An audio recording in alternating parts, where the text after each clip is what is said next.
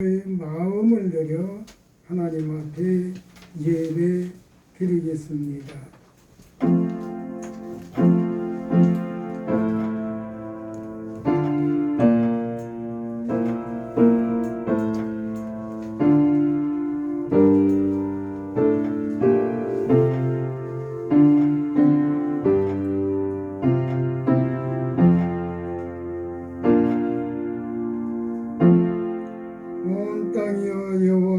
즐거운 찬송을 부를지어다. 기쁨으로 여호와를 섬기며 노래하면서 그의 앞에 나아갈지어다. 여호와가 우리 하나님이신 줄 너희는 알지어다. 그는 우리를 지으시며 우리는 그의 것이니 그의 백성이여 그의 기르시는 양이로다. 감사함으로 그의 문에 들어가며 찬송함으로 그의 궁정에 들어가서 그에게 감사하며 그의 이름을 송축할지어다. 여호와는 선하시니 그의 인자심이 영원하고 그의 성실하심이 대대에 이르리로다. 아멘. 찬송가 5장입니다.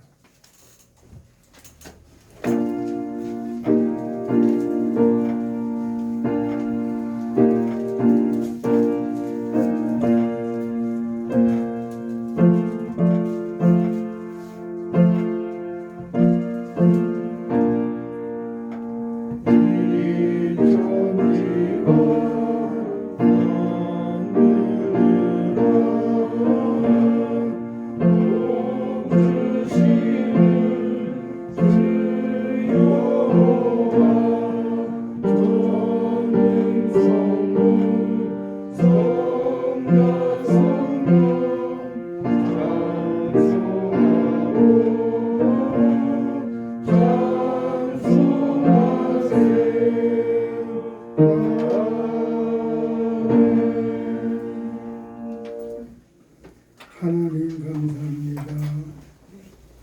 오늘 이처럼 하나님께 기도하며 찬양과 영광의 예배를 드리게 하심을 감사합니다. 이 예배에 하나님 함께하사 영광을 받으시며 예배하는 모두를 우리 하나님 사랑하사 품어주시고 우리 영육간 잘못된 것일지라도 긍휼을 베푸사 잘못된 데서 벗어나 하나님께 해주신 영육간 강건함과 평안함이 있게 하시며 오늘 말씀 주실 때 그 말씀이 은행이 되는 삶이 되도록 성령님 언제나 지키시며 하나님의 말씀이 하나님의 말씀으로 증언되는 시간 되도록 함께하여 주옵소서. 예수님 이름으로 기원합니다. 아멘. 나는 전능하신 아버지 하나님 천지의 창조주를 믿습니다. 나는 그의 유일하신 아들 우리 주 예수 그리스도를 믿습니다. 그는 성령으로 잉태되어 동정녀 마리아에게서 나시고 본디오 빌라도에게 고난을 받아 십자가에 못 박혀 죽으시고 장사들이 사용하니 죽은 자 가운데서 다시 살아나셨으며 하늘에 오르시어 전능하신 아버지 하나님 편에 앉아 계시다가 거기로부터 살아있는 자와 죽은 자를 심판하러 오십니다. 나는 성령을 믿으며 거룩한 교회와 성도의 교제와 주의를 용서받는 것과 몸의 부활과 영생을 믿습니다. 아멘. 성시교독 106번입니다.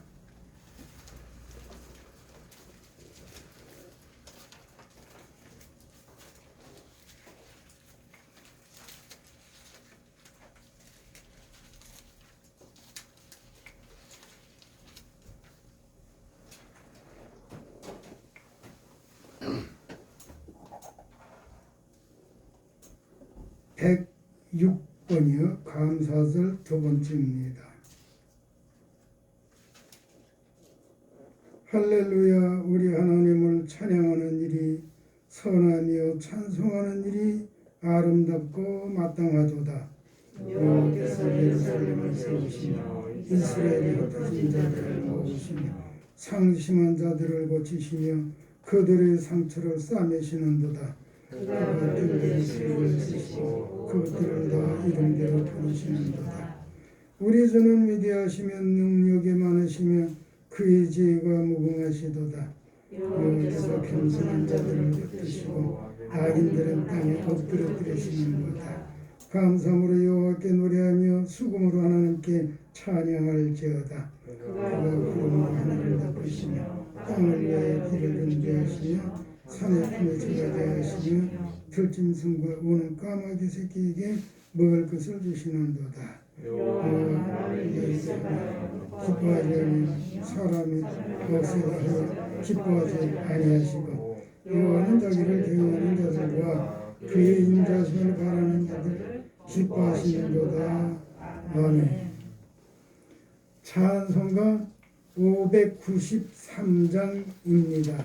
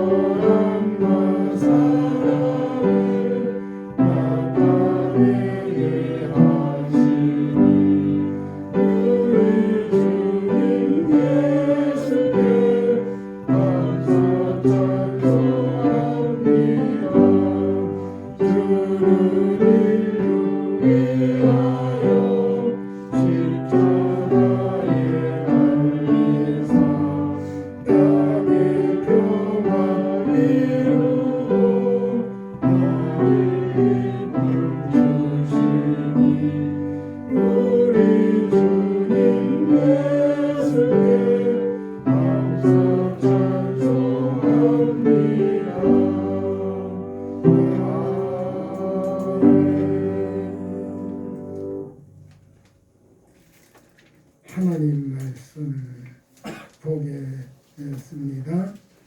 이사야 12장입니다.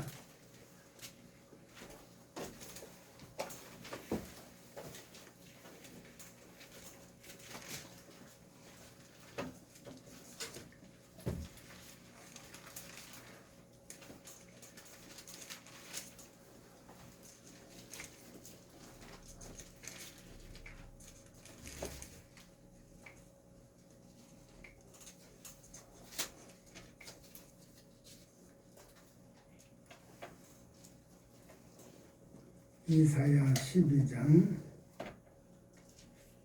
6절까지 있죠. 다 읽겠습니다. 시작.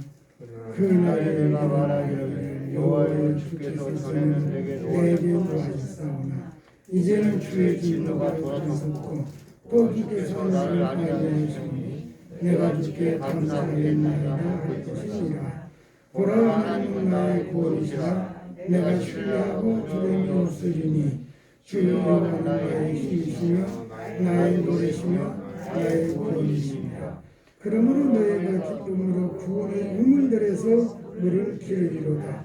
그날에 너희가 또 말하기를 여호와께 감사하라. 그 이름을 부르며 그의 행하심을 만국 중에 선포하며 그의 이름이 높다하라.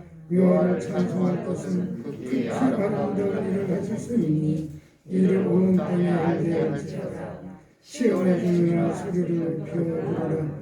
이스라엘의 거룩하신 이가 너희 중에서 크시니라 할 것이니라. 아멘. 오늘 읽은 말씀 오늘 다 말씀을 못 드릴 것입니다. 일부만 말씀을 드리겠습니다. 말씀드릴 제목은 여호와의 구원을 감사합시다.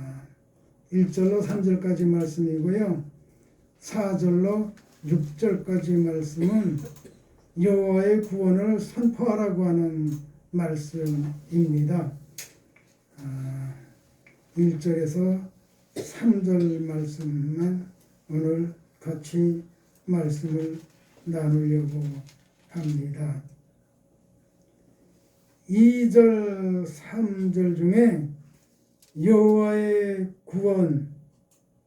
구원이라고 하는 말이 3번 나타납니다.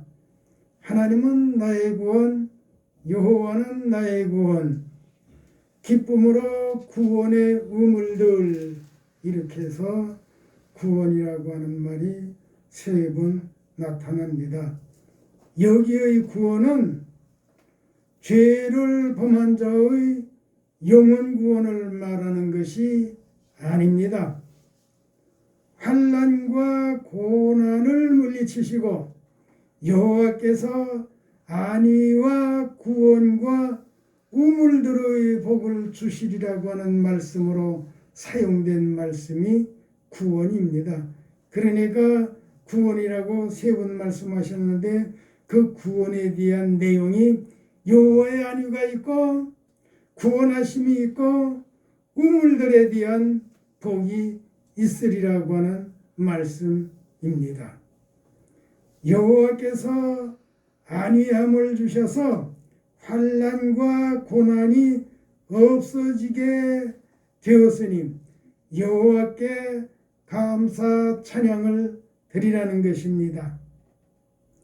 지난날 불만불평하며 원망하다 고난과 환난이 가중된 것을 기억하고 여호와께 감사 찬양을 드리라고 하는 의미도 됩니다.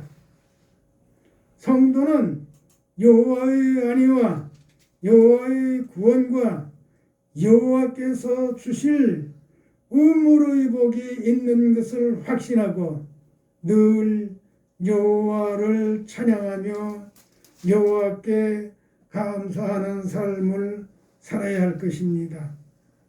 하나님께서 사람을 창조하신 목적대로 늘 하나님을 찬양하며 늘 하나님 앞에 감사하면서 살아야 하는 것입니다. 이러한 말씀에서 1절을 중심해서 하나님의 안위를 찬양합시다. 이렇게 하고 1절 말씀을 나누겠습니다. 1절에 보면 주께서 전에는 내게 노하여 진노하셨으나 이제는 나를 안위하시리니 내가 주께 감사하리다 라고 고백을 합니다. 여호와의 진노는 고난이요 환난입니다. 그러나 여호와의 안위라면 고난과 환난을 물리치시고 평안을 주시리라고 하는 말씀입니다. 사실 우리는 삶에 평안이 있어야 됩니다. 고난이 있으면 너무 힘들고 어렵고 두렵기도 합니다. 사람이 살다 보면 바벨론 포로 같은 고난과 환난들이 있고 출애굽은 하였지만 홍해 같은 난제들이 있을 수 있습니다.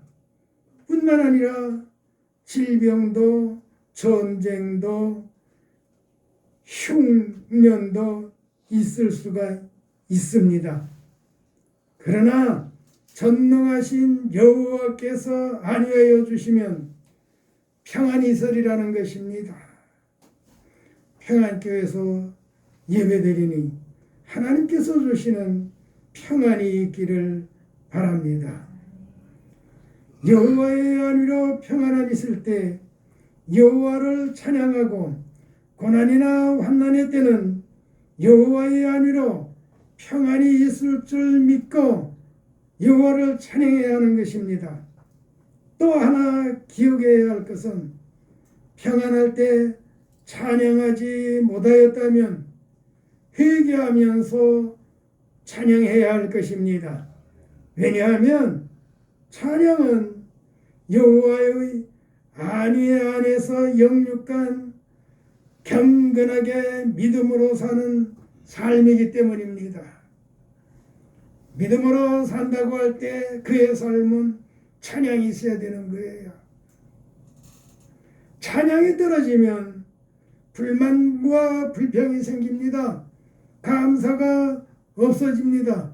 원망하며 미워하게 됩니다. 그러면 자신도 남도 고통스럽게 됩니다. 언제나 감사하면서 기쁨으로 살아야 됩니다. 그에게 하나님은 평안을 주신다고 하는 거 우리가 기억을 해야 합니다.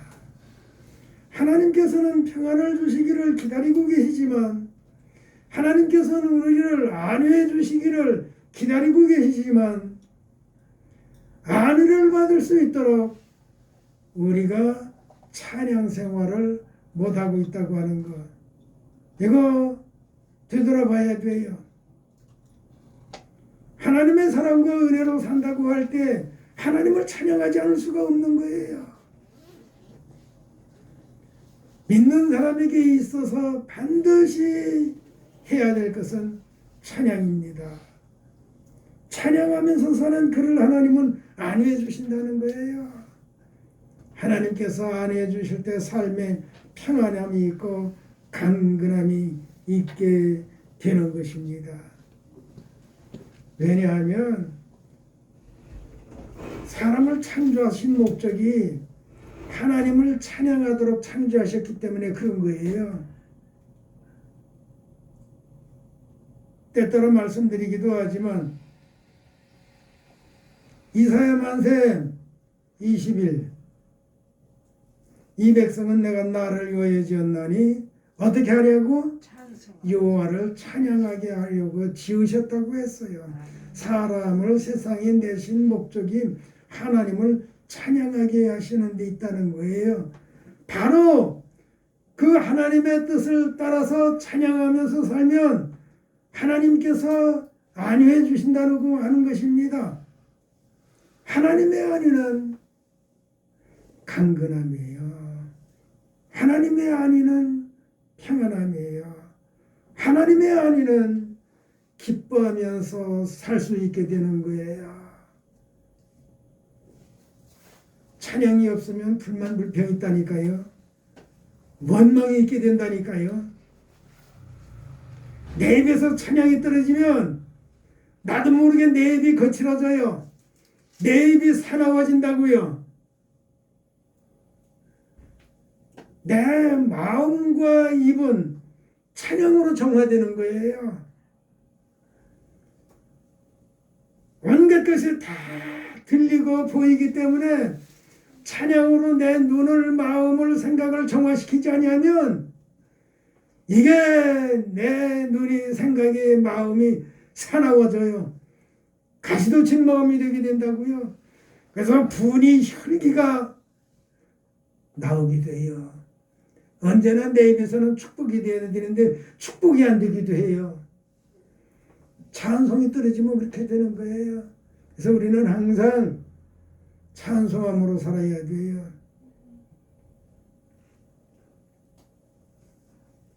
계획이 조금 하면 회사 다닐 때 회식하거나 뭐 이렇게 모임 있으면 뭐 노래하거나 장기 자랑하잖아요.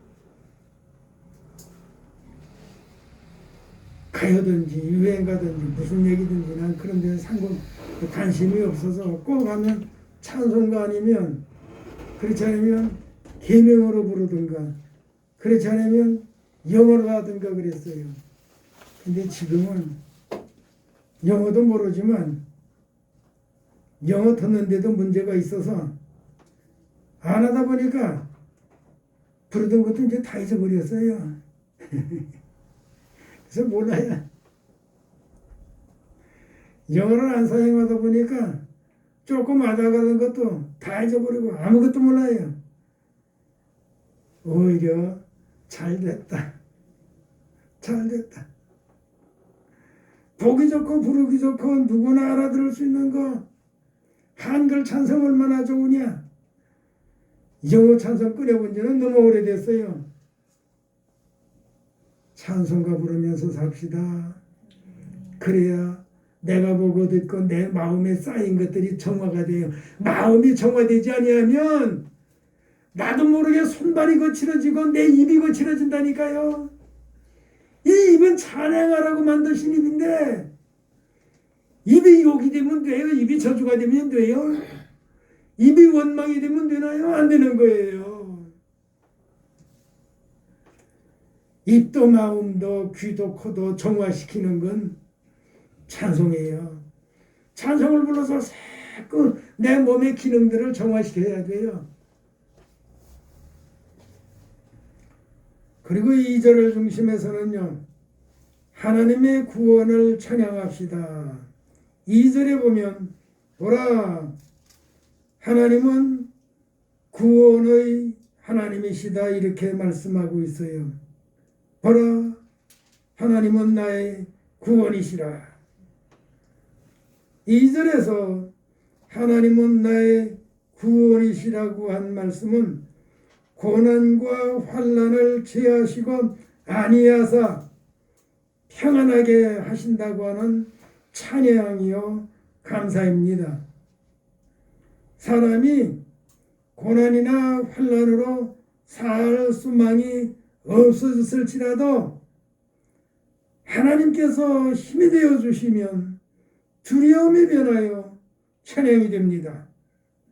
2절에 보면 내가 하나님을 신뢰하고 라고 말하는데 하나님을 신뢰하는 사람은 철저하게 회개한 성도입니다. 회개하고 죄에 대한 용서받은 자만이 하나님을 찬양할 때 그 찬양이 하나님께 상달되는 거예요. 누구처럼 잘 나가던 딸이 죽어 애석하여 기독교인이 됐다고 하면 그건 아직 멀었습니다. 금요일 국민일보에 보면 환생부활 나는 그런 걸 믿지 않아.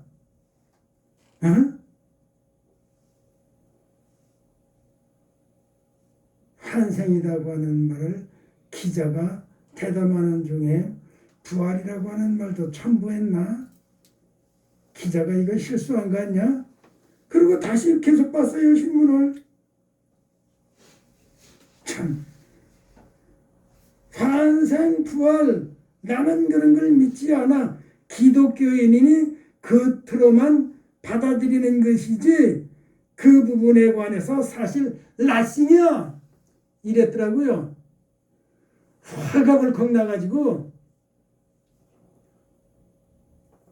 아니 지성에서 영성이라고 책을 내고 스스로 지성이라고 자부하는 사람이 이런 헛소리를 하고 있어. 기독교인인데 부활에 대한 것 이해가 없어? 그러면서 기독교인이라고 그래? 그가 이성인이야?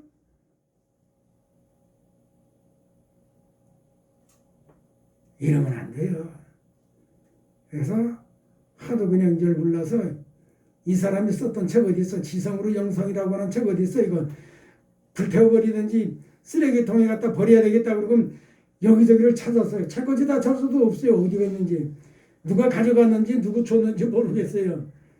전에 이 길은 읽었는데 지성이라고 하는 사람들이 그런 거예요. 예? 부활에 대해서 낯생이라고 하는 사람이 스스로 기독교인이라고 그래요? 이건 말이 안 되는 거예요. 기독교가 뭔지도 모르면서 기독교인이라고 하는 거잖아요. 아, 지성인이 그런 헛소리를 하고 있어요? 자기가 지성인이라고 하면서. 세상이 이렇구나. 무서운 세상이구나. 요 가까운데 교수로 있었고 그리고 장관도 지낸 사람이에요. 딸이 죽어서 너무 애석했었는지 잘나가던 딸이거든요. 근데 그 딸은 예수님을 잘 믿었어요. 내 아버지는 안 믿었거든요. 지금까지도 보니까 기독교인이라고 하는 이 사람 기독교인 아니에요. 부활에 대해서 낯선 생각을 가지고 있는 사람이 무슨 기독교인이에요.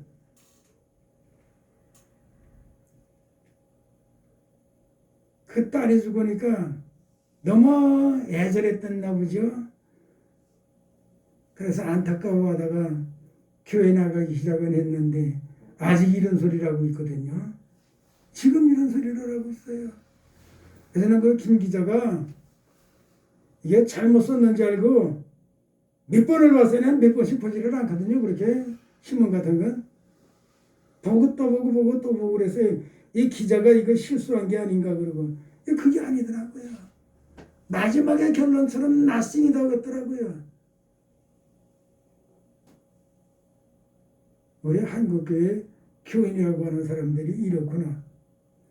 이런 사람들이 교회 와서 강의한다고 하면 또 사람들이 구름대처럼 몰려들어요. 이게 어떻게 된 거예요? 이러면 안 돼요. 이러면 안 돼요. 어느 재료공학 박사는 교회 많이 다니죠? 대학교 교수도 하고 그런 분인데 성경에 대한 연대기 아니라고 고생 많이 했고 참 잘하셨더라고요. 근데 그가 말하는 중에 은연 중에 성경적이지 않은 걸 이야기하고 있어요. 홍해 갔을 때 뒤에서 애국 군대가 출격이 오고 앞에 홍해가 있을 때 홍해물이 갈라져서 건넜다. 이런 뉘앙스가 들게 이야기했어요. 동쪽에서 바람이 세게 불어왔다. 그래서 어떠한 뉘앙스가 있게 모래 언덕산이 무너지면서 홍해 다 메꿔져서 길이 생겨서 건너간 것처럼 그런 뉘앙스가 들리게 강의하고 있다니까요. 교회에서 강의하는데 그렇게 강의하고 있어요. 난 유튜브로 봤어요. 진짜 들은 건 아니에요. 이건 아니다. 성경에서 물이 갈라서 양쪽에 벽이 됐다고 하니까 이 말을 반드시 해야지. 왜 동쪽에서 불어와서 뭘 물어서 내려온 그런 뉘앙스가 들리게 이야기하고 있어요. 이런 사람들이 가서 무슨 교회에서 하면 사람들이 또 그냥 별대처럼 모인다니까. 이 왜들 이러는지 모르겠어요. 성경이 있는 대로 말해야 돼요. 물이 갈라져서 양쪽에 벽이 됐다고 그랬지. 그 말을 반드시 해야 되는 거거든요. 왜 근데 그 말은 안 하죠? 학자라고 하는 사람들이 전부 합리적인 생각을 해가지고 인간적인 방법으로 이렇게 뉘앙스가 들리게 하면 안 되는 거예요. 좀 조심들어야 돼요. 그거 아니에요. 그런 거 아니에요. 아무튼 우리 하나님의 말씀에 대한 아멘의 생활이 되어야 돼요. 가감을 하면 안 돼요. 어떤 건 받아들이고 어떤 건 거부하고 이건 안 돼요. 처음부터 끝까지가 다 하나님의 말씀이에요. 그게 성경이에요. 어떤 건 아멘하고 어떤 거는 나싱이고 이건 아닌 거죠.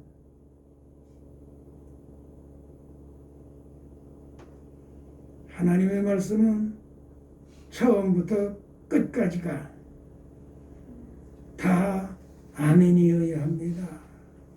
태초에 하나님이 천지를 창조하시니까 신약에 와서 아브라함과 다윗의 자손 예수 그리스도의 시기라.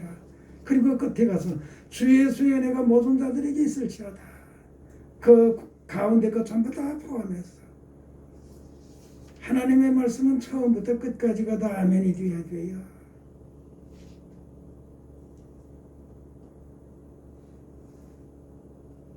그런 그를 하나님은 사랑하사 구원에 이르게 한다는데 여기에 구원은 하나님께서 그에게 평안을 주시는 것을 말씀하고 있습니다.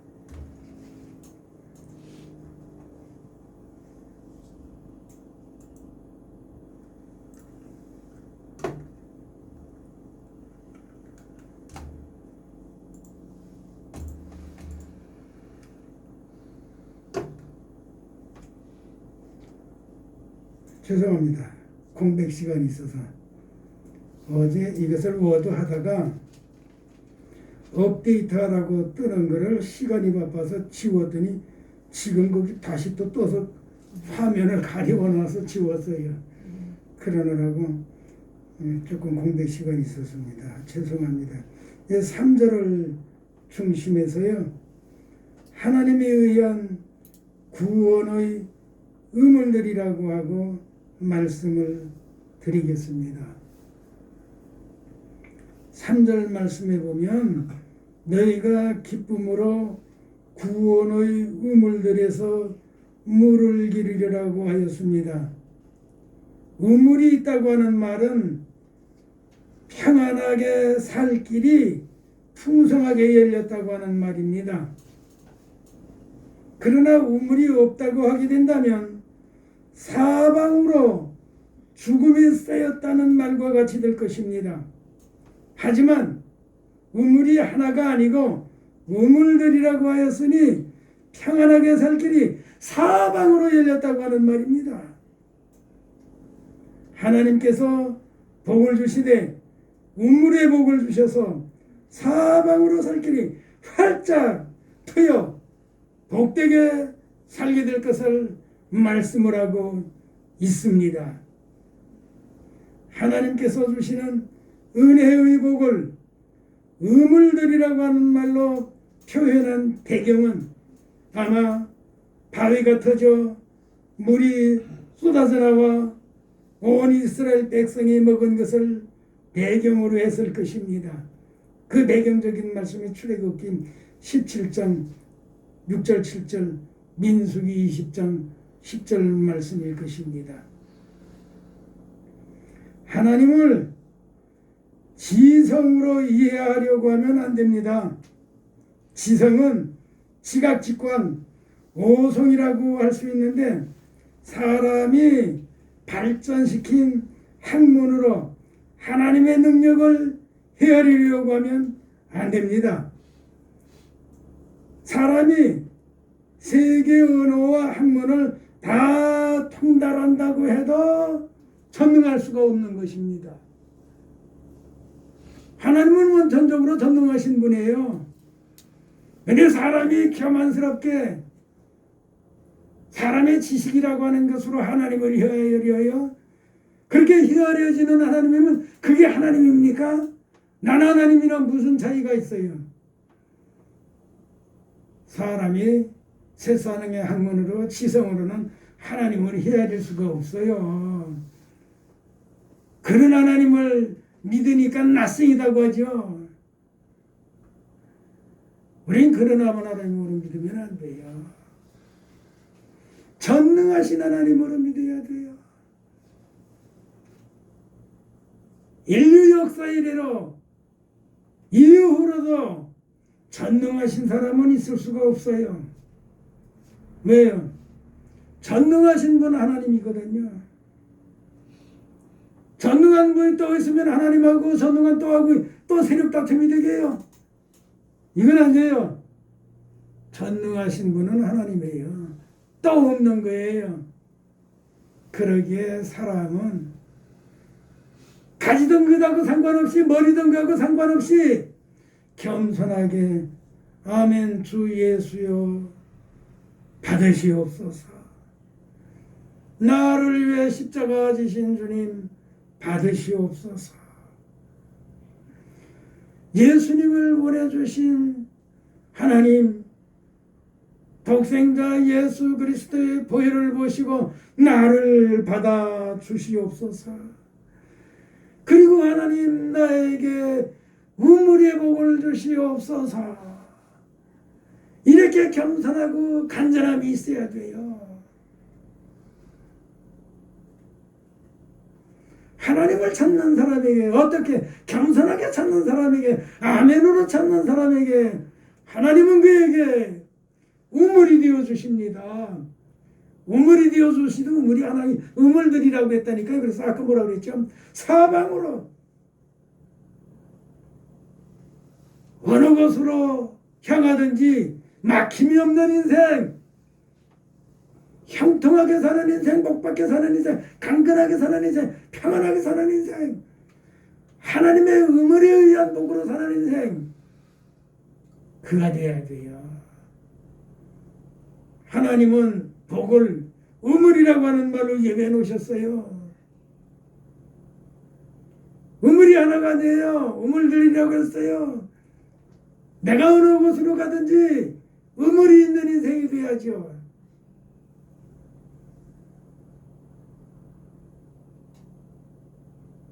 우물 참 좋은 거예요. 물이 없다고 하면 사람은 살 수가 없어요. 물이 있어야 돼요. 물이 있어야 돼요. 오늘도 누가 여기다 물을 끓여서 갖다 놨던데 따뜻한 물을 마셨더니 몸에 새 힘이 올라오고 좋더라고요.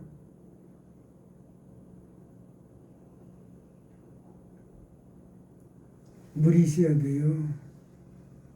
물 없으면 사람은 살 수가 없어요. 복을 우물로 표현하셨는데 사람은 하나님께서 우리에게 주시는 우물의 복이 있는 삶을 살 수 있어야 돼요. 메마른 인생 힘든 인생이에요. 광야의 인생 힘든 인생이에요. 광야 물 없는 지역이잖아요. 그래서 성경에서는 잔잔한 신의 말 물로 인도해 주시고 하나님의 우물의 복에서 살게 되시기 바랍니다. 누가 그렇게 살게 됩니까? 하나님께 감사해서 찬양으로 사는 사람이에요. 찬양하면서 삽시다. 하나님께 감사하면서 삽시다. 그러면 우물의 복을 주실 것입니다. 내 인생은 사방으로 우물이 있는 인생에서 복된 삶을 살게 되시기 바랍니다. 이 결론을 내야 될 텐데요. 오늘 시간이 좀 갔네요. 하나님을 찬양하며 감사합시다. 고난과 환난을 물리치시고 안위함을 베푸셔서 영육간 강건하게 하실 것입니다. 회개하고 하나님을 찬양하며 감사합시다. 그에게 하나님께서는 고난과 환난을 제하시고 안위함을 주셔서 평안한 인생 삶을 살게 하실 것입니다. 죄를 멀리하고 하나님을 찬양하고 감사한 믿음의 삶을 살면 구원의 우물들을 주셔서 기쁨의 인생 삶을 살게 하실 것입니다. 하나님 감사합니다. 우리에게 복의 우물이 되어 주셔서 삶의 기쁨과 감사가 넘치게 하옵소서. 예수님 이름으로 기도합니다. 아멘. 찬송가 213장입니다.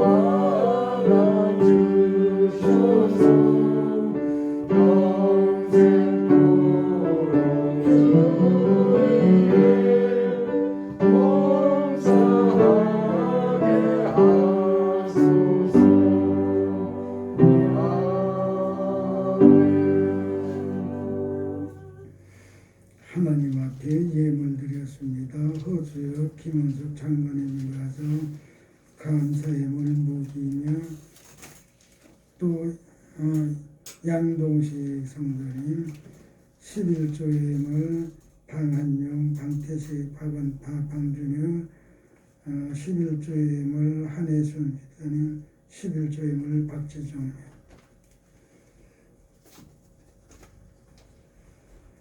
하나님 감사합니다. 준비된 정성된 예물 하나님 영광 좀 받으신 줄 믿습니다. 이 예물을 드린 모두에게 하나님은 안위의 우물이 되어주시고 구원의 우물이 되어주시고 생명의 우물이 되어 주옵소서. 이 예물을 통해서 하나님의 거룩한 뜻을 이루시기를 원하오며 예수님 이름으로 기도합니다. 아멘. 찬송가 55장입니다.